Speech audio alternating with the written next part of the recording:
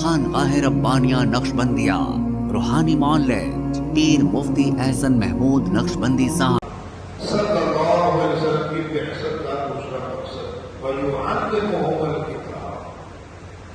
قرآن پاک اس کے ایک الفاظ ہے، ایک معنی ہے، مفہوم ہے، مطالب ہے۔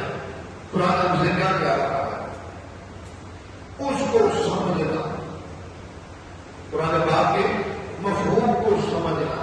معنی کو سمجھنا، مقصود کو سمجھنا کہ اللہ پاک اس کے اندر میرے آپ کے کیوں فرماتا ہے۔ لیکن اگر آپ سمجھیں گے نہیں تو کیا ہوگا؟ پھر چاہے لوگ کہیں گے اوے آپ کے قریب مت جانا،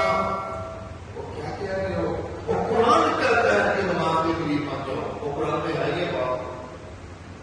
قرآن کہتا ہے نماز کے قریب مت جاؤ، کہاں ہے؟ لا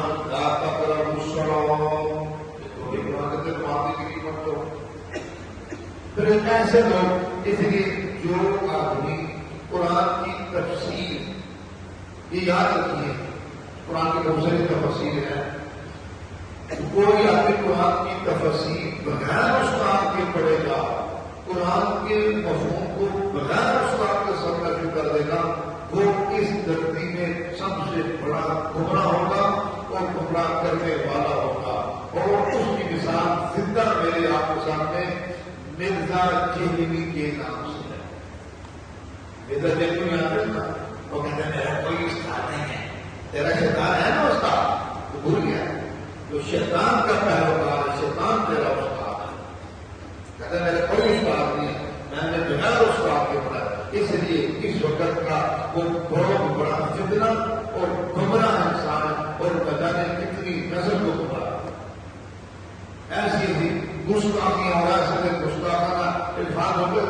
شرم آنا شروع ہو جاتی ہے اور ان کو کوئی غیرت نہیں ہے۔ کبھی جیل کی کارپوٹی میں بڑا گلتا سڑتا رہے گا، یہ مثال تو اس لیے قرآن کے مفہوم کو، معنی کو، مطالب کو سمجھتا ہے، جس کے مطابق جانا، یہ حضور کی بعثت کا دوسرا مقصد ہے۔ دیکھو یہ جو علماء کرام جو درس نامے کی کورس کرتے ہیں، ہمارے اس کورس میں 80 فنون ہیں اور یہ سارے کے سارے فنون قرآن کو سمجھنے کے لیے، قرآن کے مفہوم کو سمجھنے کے لیے، مقصد کیونکہ ایک ایک معنی کے ایک ایک لفظ کے کئی معنی ہوتے ہیں، بھائی یہاں کون سا معنی آئے گا، یہاں سے کون سا مفہوم بنے گا۔ اب اس طرح ہمارے بہت سارے نہ سمجھ لو اور فقط میں بتاؤں کہ وہ قرآن کچھ اور کہہ رہا ہے، وہ کچھ اور کہہ رہے ہیں،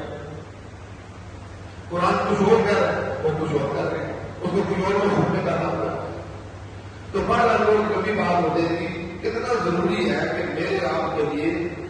یہ میرے آپ کے لیے جو حضور کی بعثت کا مقصد ہے، اس کے مطابق صرف علماء کے لیے میں کہنے کا مطلب ضروری نہیں ہے کہ علماء قرآن کو سمجھنے کو ترتیب داریں، یہ ہر ایک کے لیے ضروری ہے قرآن کے مفہوم اور معنی کو سمجھ کر اس کے مطابق۔ دیکھو آج ہم قرآن کے معنی کو نہیں جانتے، مفہوم کو نہیں جانتے، کٹنے کو نہیں جانتے، مقاصد کو نہیں جانتے، ہماری زندگی اس میں 100 فیصد کے خلاف جا رہی ہے۔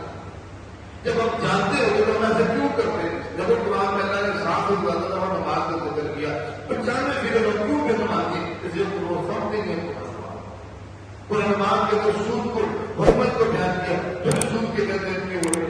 قرآن کے اندر شراب کی حرمت کو بیان کیا، پھر وہ شراب کے اندر ہوئے قرآن کے اندر تفصیل کے ساتھ وراثت کا ذکر کیا، بہنوں کے حقوق کا ذکر کیا، پھر وہ بہنوں کے حقوق سمجھ کیے جا رہے ہیں،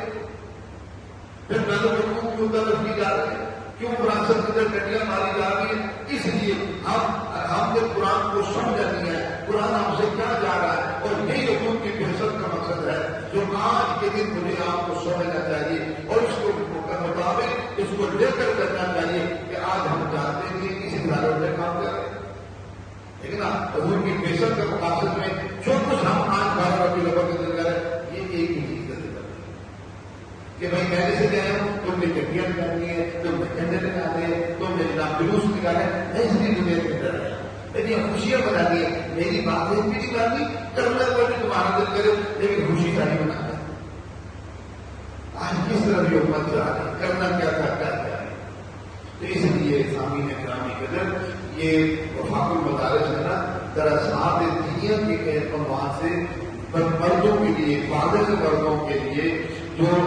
بالغ ہیں، شادی شدہ ہیں، بال بچے دار ہیں، ان کے لیے 2 سال کا ایک بنیادی کورس نکالا ہے جس سے آپ دین کی باتوں کو بنیادی طور پر سمجھ سکتے ہیں، اس مطابق بھی گزار سکتے ہیں۔ اس کی آپ ترتیب بنائیں، یہ کورس سیکھنے کی اور سمجھنے کی، تاکہ جا کے آپ کو فائدہ ہو۔